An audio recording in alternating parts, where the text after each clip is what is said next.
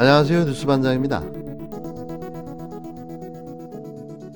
이준석 신임 국힘당 대표는 11일 당대표로 선출된 후 잇따른 언론 인터뷰를 가졌습니다. 이 대표는 이날 SBS 8시 뉴스에 출연해 사실 당선 이후 전화가 너무 많이 와서 문재인 대통령의 전화를 못 보고 지나쳤다고 말했는데요. 이어 이철희 정무수석 비서관의 연락을 받고 나서야 문 대통령과 통화를 했다고 말했습니다. 이는 어처구니 없는 일방적인 주장인데요. 이게 사실이라면 30대 신임 야당 대표가 일국의 지도자인 대통령의 전화를 패싱한 거죠. 그것도 너무 많은 전화 속 모르는 번호라는 이유로 말이죠. 하지만 그의 말은 앞뒤가 맞지 않는 헛소리라는 게 바로 드러나는데요. 대통령과의 전화는 일방적으로 절대 이루어지지 않기 때문입니다. 사전에 비서관이 전화를 해서 몇 시에 전화가 가게 되니 전화를 받아달라고 조율되기 때문인데요. 그는 언제 전화가 올지 알고 있었다는 겁니다. 고이든 타이든 아니면 실수이든 간에 그는 문재인 대통령 전화를 놓친 건데요. 이건 결례도 아주 큰 결례인 거죠. 사실상 있을 수 없는 일입니다. 하지만 그는 이걸 마치 자랑이라도 하듯 재미있는 에피소드라고 이야기하며 무용담처럼 떠들어댔는데요. 봐라, 일국의 대통령 축하 전화도 난 씹을 수 있다. 뭐 이런 기고만장함과 배짱, 그리고 대수롭지 않음으로 자신의 리더십을 보여주고 싶었던 겁니다. 이러면 자신이 좀 더 멋져 보일 수 있다고 생각했을까요? 이런 모습은 그냥 치기 어린 30대 정치인의 객기 정도로 보여지는데요. 결국 자신의 본 모습을 드러내 보여주고 만 거죠.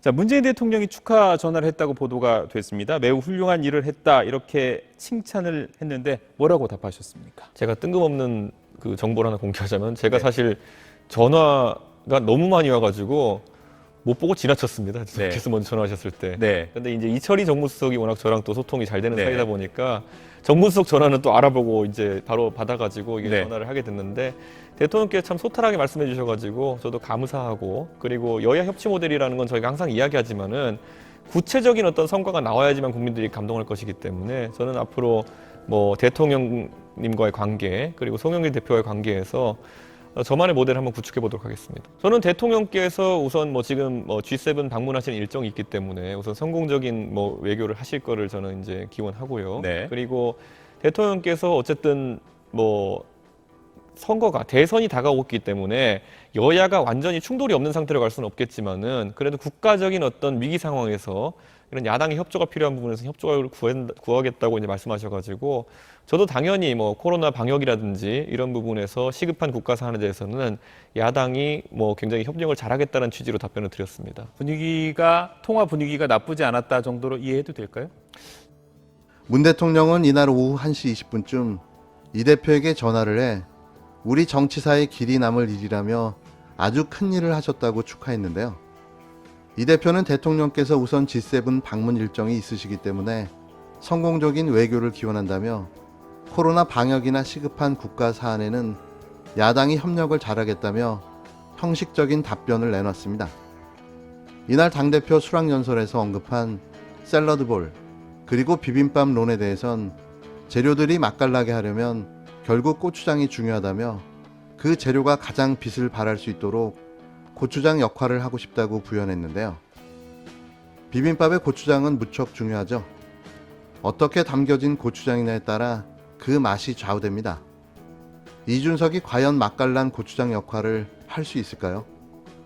숙성되지 않은 고추장은 그냥 고춧가루 덩어리일 뿐인 거죠.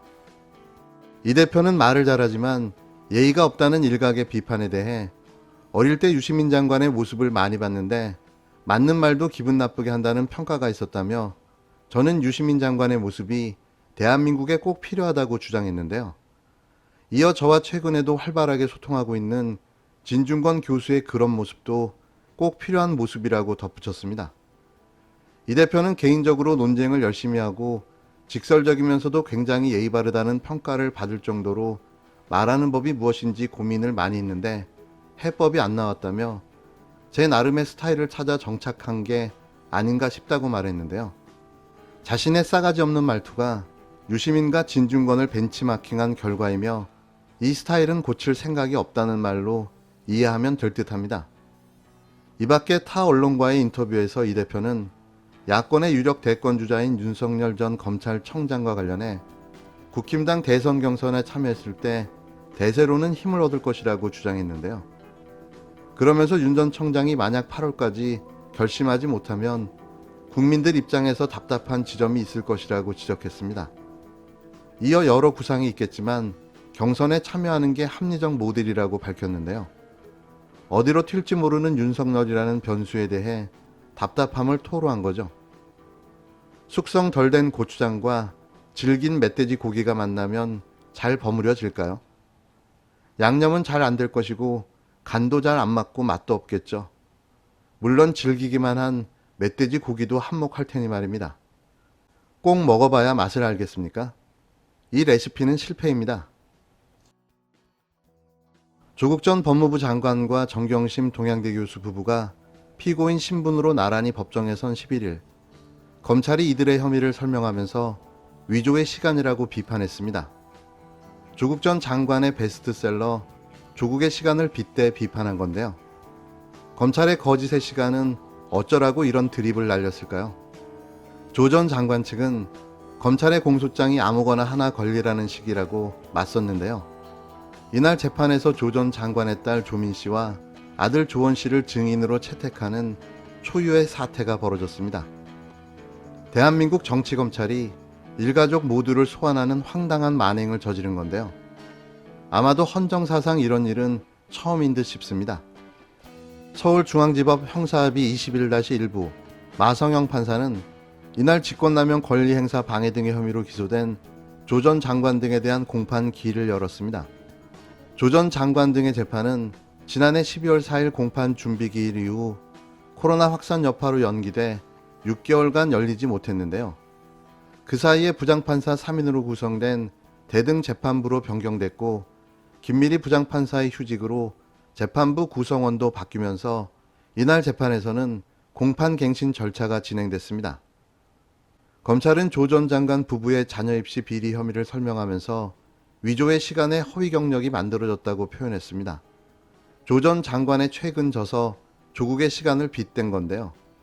이에 조 전 장관의 변호인은 검사가 7대 비리, 위조의 시간이라고 말했는데 다른 재판에서도 강남 빌딩의 꿈이나 부의 대물림 등을 언급한 바 있다며 법정에서는 공소 사실에 준하는 용어를 말하며 차분히 재판이 이루어지길 바란다고 반발했습니다.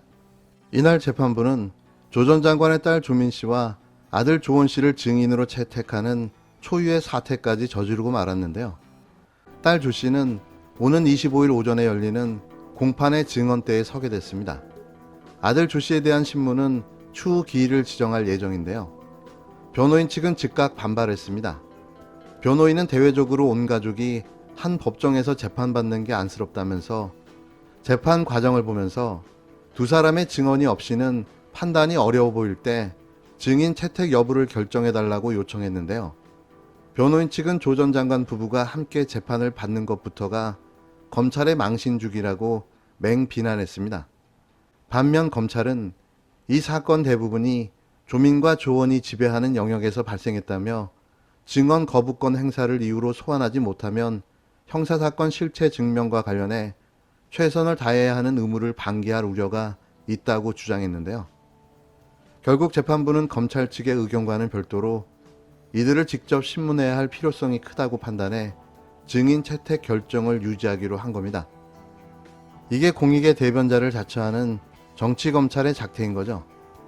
또 이걸 수용하고 받아들이는 재판부의 입장을 이해할 수 없는데요. 이런 재판이 내놓을 판결은 이미 예정되어 있는 게 아닐까요? 갑자기 불안감이 밀려옵니다. 그 압수수색 하던 날 굉장히 하여튼 복잡했잖아요. 그날 그래, 그러니까 전혀 예상을 못 하고 있다가 그날은 뭐 아무도 모르는 상태에서 압수수색이 됐다는 소리를 춘추관에서도 얘기가 돌아가지고 안 거야 우리가. 전혀 모르고 있다가 너무 황당하잖아. 박상기 장관 마지막으로 한다고 전화를 한번 해봤더니 그거를 윤석열이가 받은 거야. 그래가지고 그만 이제 물론 내려오시라는 뜻으로 제가 지시했습니다. 이렇게 딱 그렇게 말했다고? 딱 얘기가 이거야 워딩이. 아, 예. 그럼 이제 그만 내려오라는 뜻으로 제가 지시한 겁니다. 이렇게 한 거야. 박상기 장관 그 전화를 받고 너무 어이가 없어가지고 일단은 도대체 이런 방식으로 꼭 해야 되나 하는 생각이 일단 먼저 들었고, 그것이 미칠 파장에 대해서 생각을 한 거죠. 이것은 정치행위다, 그렇게 생각을 했죠. 궁극적으로는 대통령의 인사권을 흔들려는 의도가 있지 않는가. 그리고 거기에는 검찰개혁에 대한 반발, 이게 있었다고 이제 개인적으로는 생각을 했죠.